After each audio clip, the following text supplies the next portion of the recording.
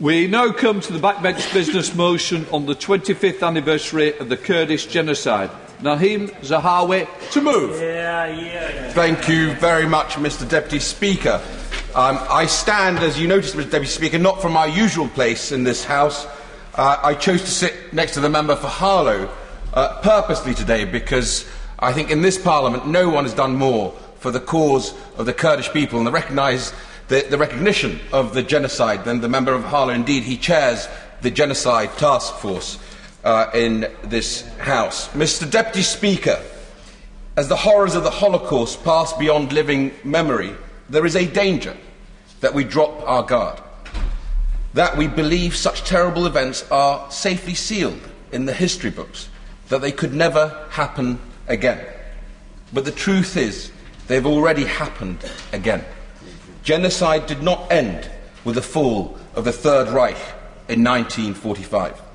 The Srebrenica genocide in 1995 saw 8,000 Bosnians murdered en masse. The Rwandan genocide in 1994 saw over 500,000 people killed in just 100 days. And between 1960 and 1991, the campaign of persecution unleashed by Saddam Hussein against his own people, singling out the Kurdish community, saw over 1 million people disappear, most presumed dead, murdered by government forces. Yet only the first two have been recognised officially as genocide. No international criminal tribunal has been convened to investigate the extermination of the Kurdish people. There has been no international campaign to bring those responsible for these atrocities to justice. The British government have not formally stated that the actions of Saddam and his lieutenants constituted genocide. That, Mr Deputy Speaker, is something that must be put right. To many people, the plight of the Kurds in Iraq remains unknown. The demonisation, the internment camps, the gassings, the mass graves, these are images that take us to the darkest depths of the 1940s and not the 1980s. Yet Saddam Hussein and the Ba'athist regime carried out these actions. The Iraqi Kurds endured a systematic military programme of discrimination, demonisation, removal and death. So-called men of battle age, a definition that included tall, strong boys as young as 12, were rounded up and thousands of women and children vanished.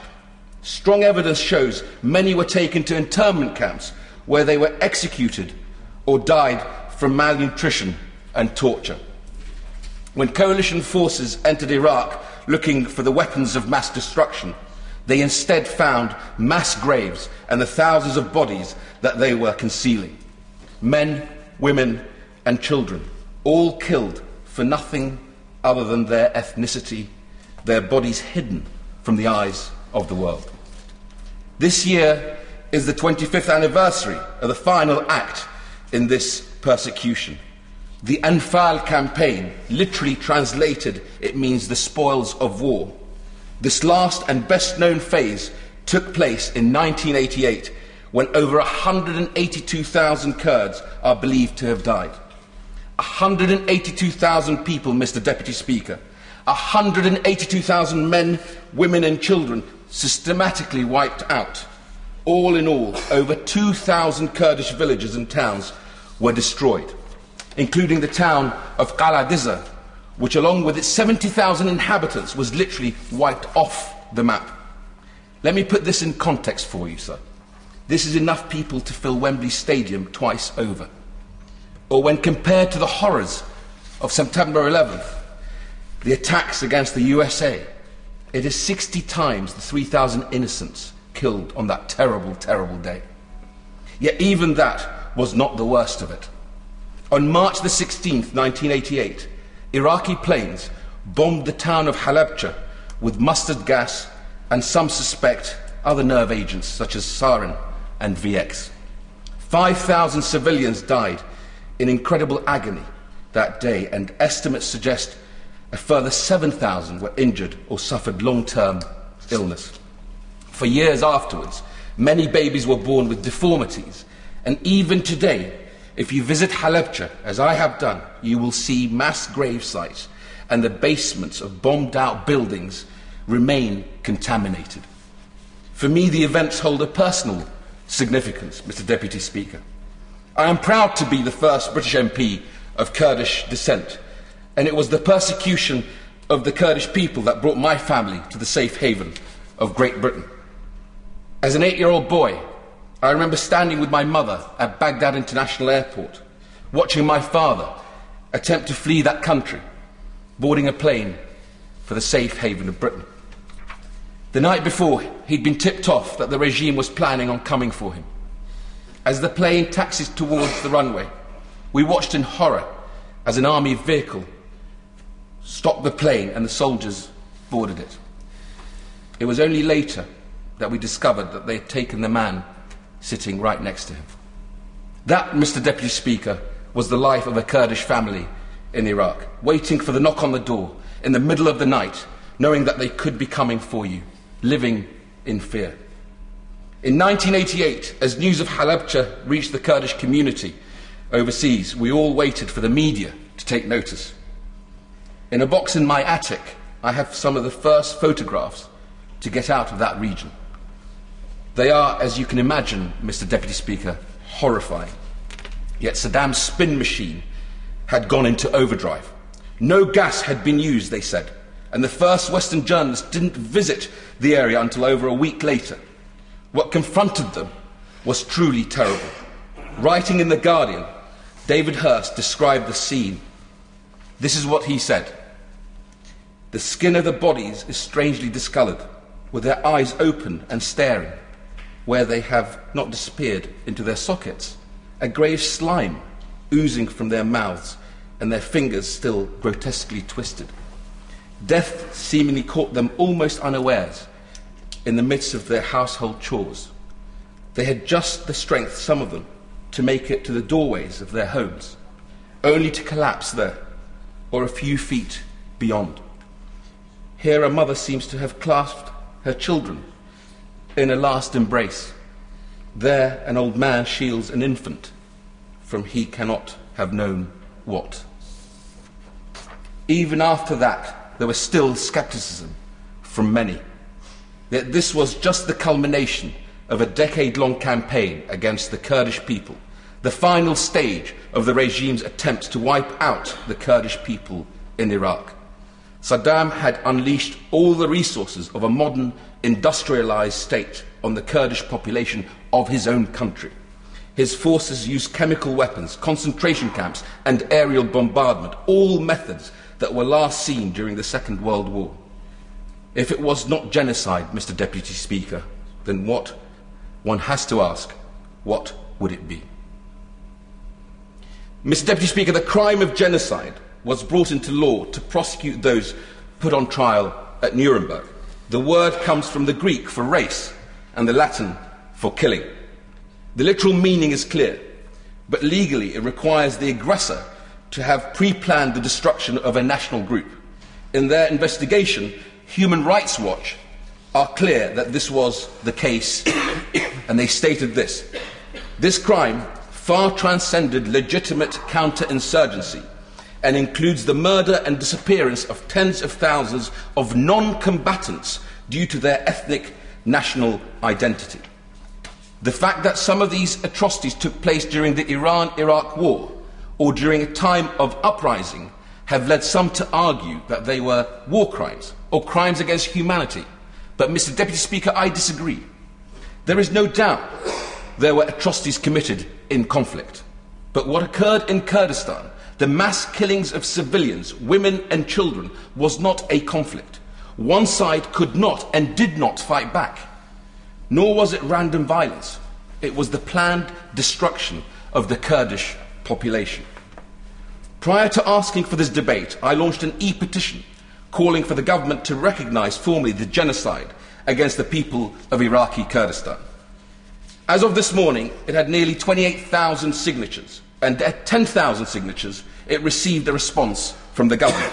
In their response, the government stated this: it remains the government's view that it is not for the government to decide whether a genocide has been committed in this case, as this is a complex legal question. Where an international judicial body finds a crime to have been a genocide, however, this will often play an important part in whether we will recognise one as such. Yet without international pressure, it is unlikely that an international judicial body will begin a prosecution in order to provide that important part that the government requires. Then there is also the fact that many of those responsible, including Saddam himself, were tried and executed for other crimes before an international court could intervene on the question of genocide. However, in March 2010, the Iraqi Supreme Court ruled that the operations of 1988 were genocide. This was 4 years after Saddam was executed for crimes against humanity. But there is no doubt now that he should also have stood trial for genocide as well. I will. And I apologise for being a couple of minutes late for the start of his speech, which caught me out. I think the case he's making is very strong. Isn't it also the fact that some other countries' parliaments have already said, in their opinion, Norway being one, that there was a genocide, and therefore the defence, the position that the British government is taking, needs to be reconsidered? I thank my honourable friend for that intervention. He's absolutely right, and I'm coming to that in my speech. It's not just Norway, there are other countries as well, as he cites. The Iraqi Supreme Court ruled the operation as genocide. And earlier this year, the Norwegian government, as we've just heard, recognised the Anfal campaign as genocide, stating that the judgment in Iraq, in accordance with international law, justified this decision. Sweden then followed with the Swedish Parliament stating that, based on research, statements from organisations and the 2010 judgment in Iraq, was legally able to make this declaration. In the Netherlands, we have even seen a Dutch citizen successfully prosecuted for his part in this genocide. Frans van Anrat was tried at The Hague and charged, amongst other things, with selling chemicals, knowing they were going to be used for genocidal purposes. Such a charge required the court to decide whether or not the Anfal campaign was indeed genocide. Unsurprisingly, they agreed it was. So there exists a judicial decision in Iraq, a decision at The Hague, and the decisions of other nations stating their support for the genocide that was committed against the Kurds. So the United Kingdom can act and make it clear to the world that this government recognises the genocide committed against the Kurdish people. Mr. Deputy Speaker, but beyond the legal arguments, there is another important dimension. Around the world, the United Kingdom carries enormous moral weight. I am proud that Britain is at the forefront of the international community when it comes to protecting human rights and standing up to regimes that threaten their people and their neighbours. That is why we must be at the forefront of this argument. Certainly. Can I congratulate the honourable gentleman and stand shoulder to shoulder with him with his desire to see this recognised as a genocide. But in relation to the point he's just making, with almost 38 million Kurdish people across Syria, Iran, Iraq and Turkey, does he also think that this bolsters the position of Kurdish people today? And in fact, does he also believe, with tremendous concern at the position of Kurdish people in Turkey at the moment, that it is important that we recognise these past sins?